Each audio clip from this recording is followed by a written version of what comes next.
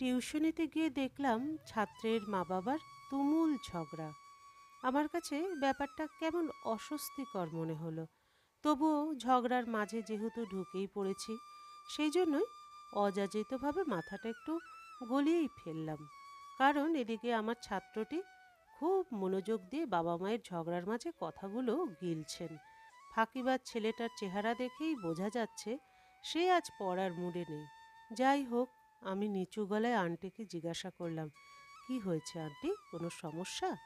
Aunty কিছু বলার আগেই ছাত্রের বাবা বলে উঠল, কি আবার হবে, তোমরা তো সবই বোঝো। বর্তমান যুগে কাউকে বিশ্বাস করাটা কত ভয়ানক ব্যাপার। আর সে বিশ্বাস যদি নিজের ঘরের বউ ভেঙে দেয়, তাহলে আর বেঁচে থাকার ইচ্ছেটাই মরে যায়। আঙ্কেলের কথাটা মাথার উপর দিয়ে গেল।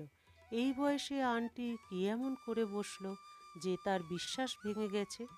তাদের বড় ছেলে এবার অনার্স তৃতীয় বর্ষের ছাত্র। যাই হোক, নিজের মনকে প্রশ্ন করলে উল্টোপাল্টা উত্তর আসবে, তাই আঙ্কেলকে আবার জিজ্ঞাসা করলাম, কি করেছে আন্টি?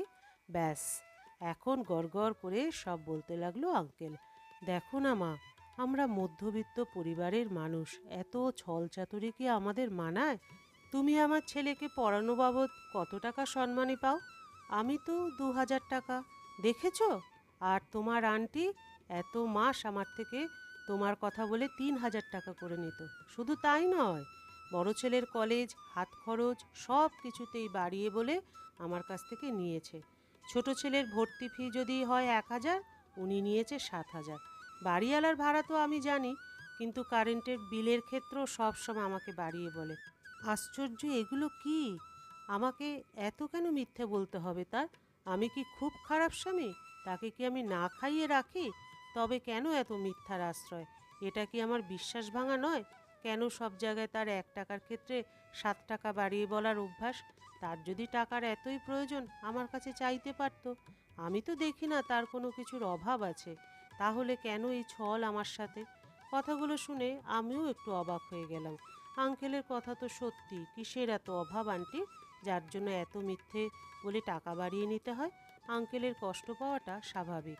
আরও অবাক হলাম, আন্টি কিছুতেই স্বীকার করছে না, আর সে সোজা বলে দিল আমার কাছে কোনো টাকা নেই। আমি ওনাদের পারিবারিক ব্যাপার নিয়ে কোনো কথা বললাম না।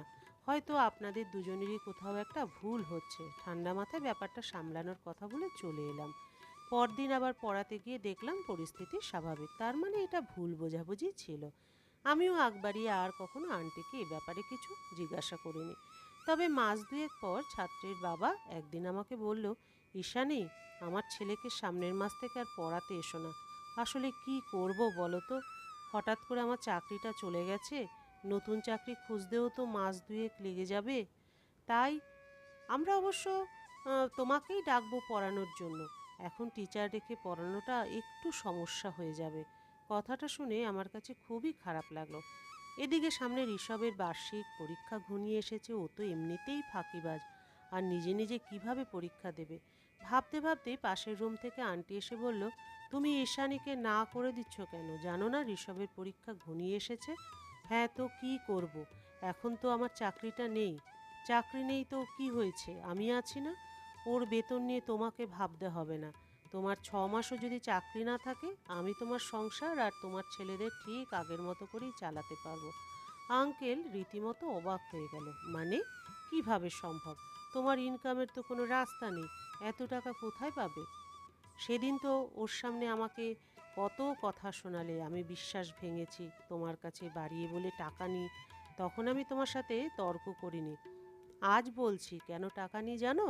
বিপদের কোনো হাত পা নেই, হঠাৎ কোথায় কোন কাজে লেগে যায় বলা যায় না। আর তোমার কাছ থেকে কম নিলেও এই টাকাটা কি তুমি রাখতে পারতে বলো? পারতে না। আমি নিই বলেই কি খরচ করে ফেলি? না। ওই তো সেদিন তোমার বড় ছেলে এসে বলল, কলেজ থেকে পিকনিকে যাব, টাকা দাও, দিয়ে দিলাম। কই, তখন তো তোমার কাছে আমি চাইনি। ছোট ছেলেটাকে নিয়ে যখন স্কুলে যাই, ছেলেটা বায়না ধরে, মা এটা কিনে দাও, ওটা কিনে দাও। কই, কখনো তোমার কাছে আলাদা করে সেই টাকা নিয়েছি? টিচারের বেতন, বাড়িওয়ালার ভাড়া, কাজের মাসির বেতন, সুইপারের বিল, ফোনের বিল থেকে শুরু করে সব কিছুর টাকা তুমি আমার হাতে 15 তারিখের পরে দাও। অথচ তুমি জানোই না আমি এগুলো প্রতি মাসে ৩ তারিখের মধ্যে পরিশোধ করি। এতে করে পাওনাদারদের কাছে সম্মান বজায় থাকে। আর সেই সম্মান কি শুধু আমার না, তোমারও। কারণ তুমি আমার স্বামী। তোমার কাছে আলাদাভাবে যদি ১০০ টাকা চাই, তুমি কি দেবে আমাকে? কোনো কারণ ছাড়া ১০০ টাকা দেবে না, কারণ তার জন্য তোমার কাছে আমার ১০০টা কৈফিয়ত দেওয়া লাগবে। আর তুমি আমাকে কি করে বলতে পারলে আমি বিশ্বাস ভেঙে ফেলেছি? তোমার কাছে বাড়িয়ে বলি ঠিকই, কিন্তু তা এই সংসারের কাজেই লাগাই। কেন বলো তো? এই সংসারটা যে আমার সংসার বাঁচিয়ে রাখার দায়িত্ব আমারই। আন্টির কথা শুনে আমারই গর্ব হচ্ছে। আঙ্কেল তো রীতিমতো বাকরুদ্ধ অবস্থা। ঘরের লক্ষ্মী বুঝি একেই বলে। তার বড় একটি উদাহরণ তো এই পরিস্থিতি। কিন্তু কত সহজে একজন পুরুষ তাদের ভুল বুঝে ফেলে। তুমি ঘরের কর্তা, ঠিক আছো, মাসের শেষে কিছু টাকা বেহিসাবিভাবে ঘরের বউকে দিয়ে রাখো। কখনো এর হিসেব চাইবে না। দেখবে কোনো এক বিপদের দিনে অবলম্বন হিসেবে তোমার বউ তোমার পাশে এসে দাঁড়িয়েছে। এতে করে বাইরে কারো কাছে তোমাকে ছোট হতে হবে না। খারাপ সময়ে আসাটা স্বাভাবিক। সবাই জীবনের কোনো না কোনো এক সময় আর্থিক সংকটে পড়ে। তবে তা মোকাবিলায় সহধর্মিণীকে পাশে পাওয়াটা সত্যিই ভাগ্যের ব্যাপার। গল্পের সমাপ্তি এখানেই। আবার দেখা হবে পরবর্তী আরেকটি গল্পের সাথে।